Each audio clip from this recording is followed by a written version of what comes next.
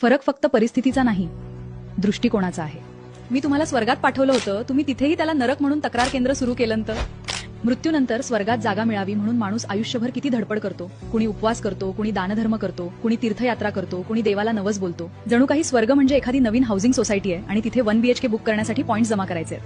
पण मला एक प्रश्न पडतो, जर आपण आधीच स्वर्गात राहत असू तर. जरा सकाळी उठल्यावर आजूबाजूला नीट बघा. बटन दाबलं की दिवा लागतो, दुसरं बटन दाबलं की पंखा फिरतो, तिसरं दाबलं की एसी सुरू होतो, नळ उघडला की पाणी येतं, गॅस पेटवला की काही मिनिटांत जेवण तयार होतं, मोबाईल काढला की जगभरातील माहिती हातात येते. एखादा मित्र अमेरिकेत असला तरी सेकंदात त्याचा चेहरा दिसतो.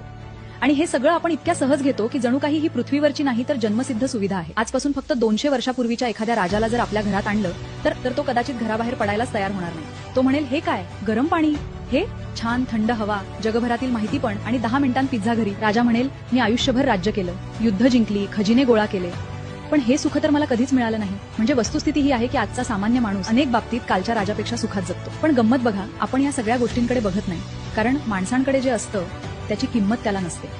एसी सुरू आहे म्हणून आनंद नाही आणि बंद पडला की दुःख. मोबाईल आहे म्हणून आनंद नाही, नेटवर्क नसेल तर जग संपल्यासारखं वाटतं. घर आहे म्हणून आनंद नाही, दुसऱ्याचं मोठं म्हणून दुःख. गाडी आहे म्हणून आनंद नाही, त्याच्याकडे मोठी गाडी आहे म्हणून दुःख. माणूस स्वतःच्या स्वर्गात उभा राहून दुसऱ्याच्या स्वर्गाची तुलना करत असतो. पण पृथ्वीवर दुसरं चित्र हे आहे की आजही लाखो लोक प्यायच्या पाण्यासाठी रांगेत उभे असतात. काही जणांकडे राहायला पक्कं घर नाही, काही जणांना 2 वेळच्या जेवणाची खात्री नाही, काही मुलांना शिक्षण मिळत नाही, काही लोकांकडे घालायला पुरेसे कपडेही नाहीत. आपण ज्या गोष्टींना सामान्य म्हणतो त्या अनेक लोकांच्या आयुष्याचं स्वप्न असतात. आपल्या नॉर्मल गोष्टी कुणाचं तरी ड्रीम आहे. आपल्याला नळातून येणारं पाणी दिसतं, त्यांना पाण्यासाठी किलोमीटर चालावं लागतं. आपल्याला एसीचा रिमोट सापडत नाही म्हणून राग येतो, त्यांना उन्हातून वाचण्यासाठी सावली शोधावी लागते. आपला डाएट प्लॅन तर त्यांना जेवण पण मिळत नाही. म्हणूनच मला वाटतं स्वर्ग आणि नरक हे मृत्यूनंतरचे पत्ते नसावेत, ते इथेच आहेत, एकाच शहरात, कधीकधी एकाच रस्त्यावर. एका घरात मुलगा नवीन मोबाईल स्लो झाला म्हणून नाराज असतो, समोरच्या घरात मुलगा ऑनलाईन वर्गासाठी मोबाईल नसल्यामुळे शिकू शकत नाही. वाईट परिस्थिती आहे ना. एका माणसाला गरम पाणी उशिरा आलं म्हणून त्रास होतो, दुसऱ्याला पाणीच मिळालं तर तो आनंदाने आंघोळ करतो. फरक फक्त परिस्थितीचा नाही, दृष्टिकोनाचा आहे. कारण काही लोक नरकात राहूनही हसतात आणि काही लोक स्वर्गात राहूनही कुरकुर करतात.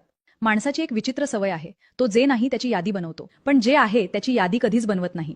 जर प्रत्येकाने रात्री झोपण्यापूर्वी फक्त 5 गोष्टी लिहिल्या, मला श्वास घेता येतो, पिण्याचं पाणी आहे, खायला अन्न आहे, आज माझ्याकडे झोपायला जागा आहे, आज माझे प्रिय माणसं माझ्या सोबत आहेत, तर कदाचित आयुष्याकडे बघण्याचा दृष्टिकोन बदलून जाईल. आपण स्वर्ग शोधत आहोत, पण कदाचित स्वर्ग ही एखादी जागा नसून एक जाणीव आहे, आणि नरक ही एखादी जागा नसून एक विस्मरण आहे. जे आहे त्याची किंमत विसरणे म्हणजेच नरक, जे आहे त्याबद्दल कृतज्ञ असणं म्हणजे स्वर्ग.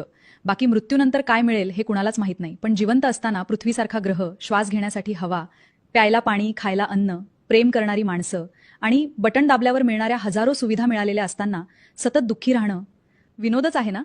कदाचित देव वर बसून हसत असेल, अरे मी तुम्हाला स्वर्ग